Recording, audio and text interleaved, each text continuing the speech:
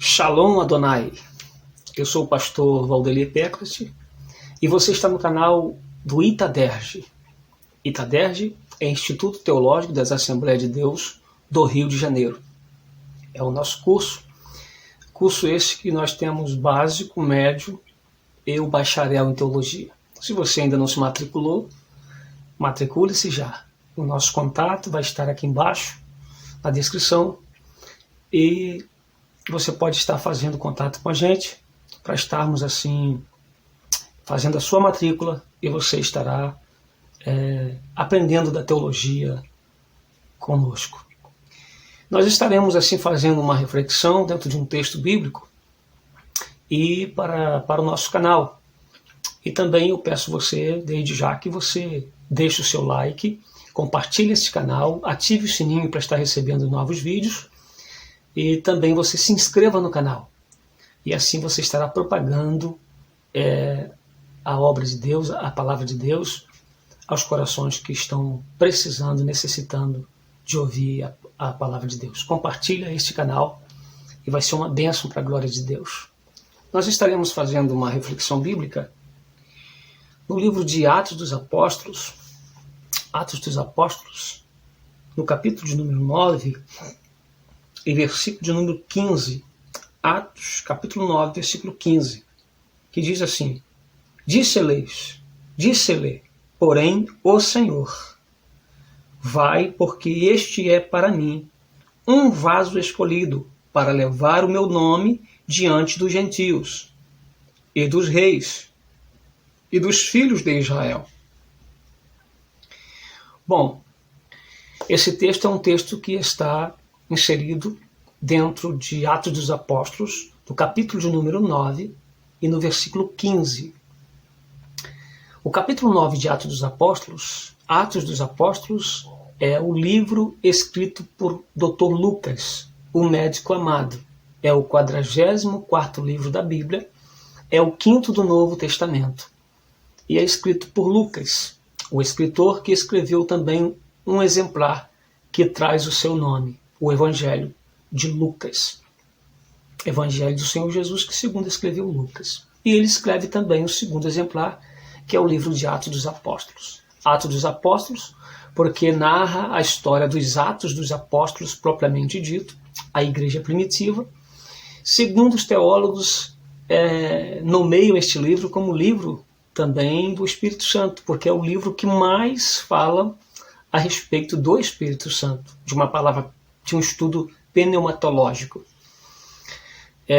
Muitas menções a respeito do Espírito Santo. E é um livro que trata da história do Pentecoste. Em Atos do capítulo 2, o derramamento do Espírito Santo, ali em que 120 crentes, quase 120 crentes estavam reunidos e todos foram cheios do Espírito Santo e começaram a falar em novas línguas, conforme o Espírito Santo lhes concedia que falasse.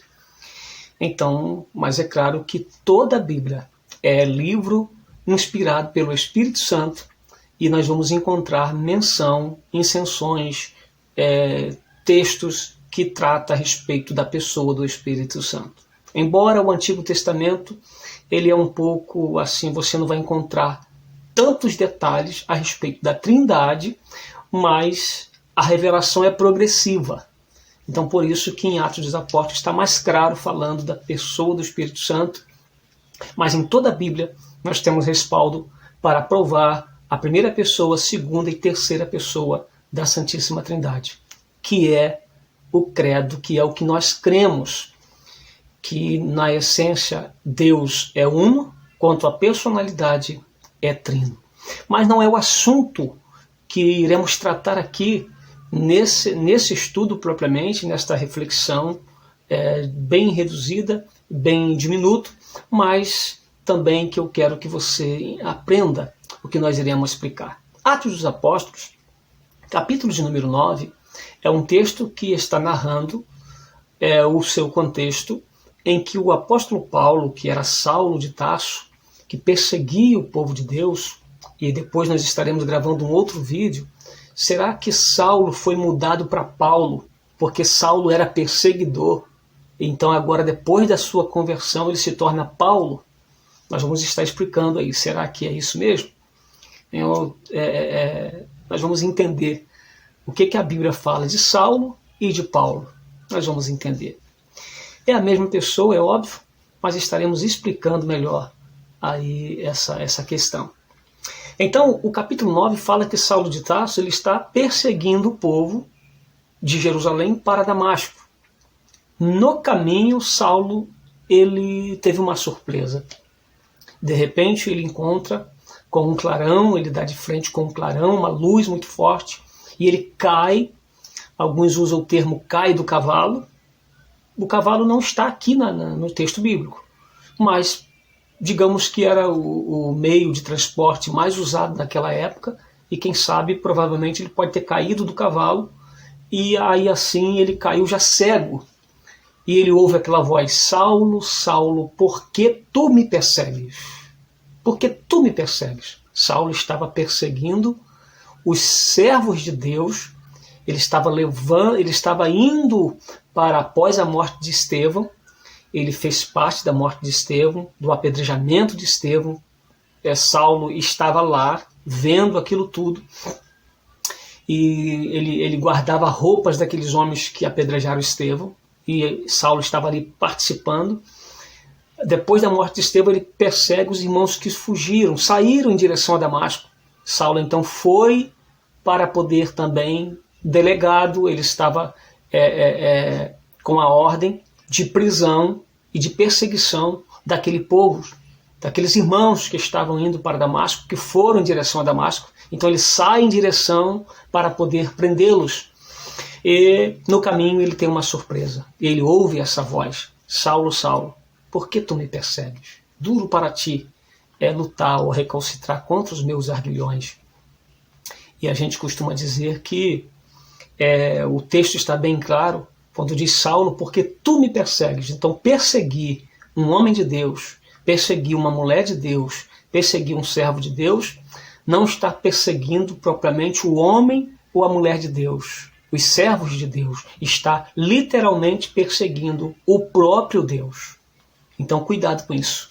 Cuidado quando se levanta, quando persegue a igreja, quando tenta destruir a igreja, fechar as igrejas, perseguir, muito cuidado. Temos respaldos bíblicos de pessoas que se levantaram contra homens de Deus, servos de Deus, e sofreram coisas terríveis. Que Deus tenha misericórdia desse povo. Mas o texto está dizendo, Saulo, porque tu me persegues? Duro para ti, olha que palavra, irmãos, duro para ti é lutar contra os meus arguilhões. Porque não tem esse que consegue vencer. Quem vai lutar contra Deus vai conseguir vencer. Está perseguindo o povo de Deus, está perseguindo a Deus. Mas, meu irmão, não vai conseguir vencer, porque Deus é soberano, Deus é Deus. Então, Ele está no controle das nossas vidas, é Ele que nos dirige, é Ele que nos guia, é Ele que nos capacita. Então o que acontece? No versículo 15 nós lemos um texto que está falando, vai e cuida dele, porque ele é para mim um vaso escolhido. Bom, Saulo então, ele cai, cego, e Deus já tinha avisado Ananias, para cuidar de Saulo de Tarso, porque Deus tinha uma obra muito grande, como teve uma obra muito grande e extraordinária na vida do apóstolo Paulo. Então, Deus avisa Ananias, porque Ananias estava preocupado em cuidar de Saulo, porque Saulo era um perseguidor, ele perseguia o povo, ele tratava o povo, ele era um cara muito perigoso. Quem queria chegar perto de Saulo? Portanto, os irmãos fugiram dele para Damasco. E ele foi atrás. Então agora Ananias cuidar, aí Deus fala com Ananias, cuida Ananias dele, porque ele é para mim um vaso escolhido. Agora por quê? Deus fala, ele é para mim um vaso escolhido.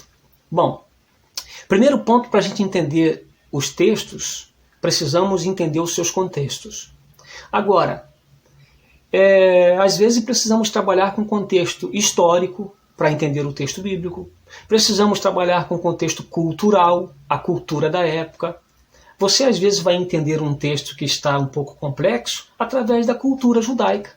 Aí o texto vai ficar mais claro para você. Às vezes nós vamos entender um texto bíblico através da história, e através da própria Bíblia dentro do seu contexto, dos próprios textos escritos. Então é preciso estudar o texto e o contexto para a gente entender o texto. Mas aqui nós vamos trabalhar com a história, porque a tradição rege e diz que Ananias, ele era fabricante de vaso, ele era um oleiro. Então Deus usa essa linguagem, cuida de Saulo, porque ele é para mim um vaso escolhido. O que Deus está falando com Ananias? Deus está falando assim: Ananias, ele é um vaso escolhido para mim. Você, como um oleiro, entende muito bem disso. Por quê? Porque os oleiros, para comprar um vaso, ou aquele que entendia de vaso, quando eles iam comprar um vaso fabricado pelo oleiro, ele tinha uma visão também de oleiro, o que eles faziam? Eles pegavam o vaso, porque o oleiro, quando o vaso às vezes batia no chão e trincava, eles pegavam uma cera e passavam na fenda daquele vaso. Aonde ficou o rachado do vaso, a rachadura eles tapavam com uma cera. E aí eles passavam uma lixa e o vaso, depois trabalhava o vaso novamente, o vaso ficava perfeito. Entre aspas, perfeito. Quem não entendia levava aquele vaso e o vaso tranquilo. Tudo bem com aquele vaso. Mas quem tinha uma experiência como um bom oleiro, que fosse fazer uma compra, eles pegavam o vaso e eles levantavam o vaso diante do sol. E eles giravam aquele vaso diante do sol. Os raios ultravioletas, os raios do sol emitindo naquele vaso, fazia com que aquela cera não conseguisse cobrir os raios do sol. Então, na medida que fosse virando, eles iam ver a rachadura. Nitidamente, a cera não cobria. A palavra cera vem de uma palavra latim que significa, por isso que surgiu a palavra, quando Deus disse, cuida de Saulo, porque ele era para mim um vaso escolhido. Ou seja, o termo era, o oleiro pegava o vaso, girava o vaso, e ele dizia, quando o vaso estava perfeito, eles falavam, esse vaso é sem cera. Esse é sem cera. Ou seja, a palavra sem cera surgiu a palavra sincero no latim. Sincera quer dizer sincero. Então, quando eles diziam, pegavam o vaso e girava, eles diziam, esse vaso ele é um vaso sem cera, um vaso sincero. Quando tinha a rachadura, aí não era um vaso que prestava, não era um vaso bom, porque só aparentemente, porque a rachadura estava ali. A cera cobria aparentemente, mas diante do sol não cobria. Então Saulo, ele foi passado, girado diante do sol da justiça. Ele depara com o Senhor ali, frente a frente, quando o Senhor Jesus diz, Saulo, por que tu me persegues? Ele ali estava já passando, sendo girado diante do sol da justiça, que é o nosso Senhor Jesus Cristo. Então o Senhor fala com Ananias, Ananias, cuida de Saulo, porque ele é para mim um vaso escolhido, ele é para mim um vaso sem cera, um vaso sincero. Deixo aí esta palavra, que Deus assim continue te abençoando. Não deixa, mais uma vez, não deixa de compartilhar esse canal, não deixa de ativar os sininhos para estar recebendo os novos vídeos, não deixa de se inscrever no canal. E muito obrigado, que Deus continue abençoando a sua vida. Matricule-se já no curso do ITADERJ, Instituto Teológico da Assembleia de Deus do Rio de Janeiro. Muito obrigado, que Deus assim os abençoe. Shalom Adonai.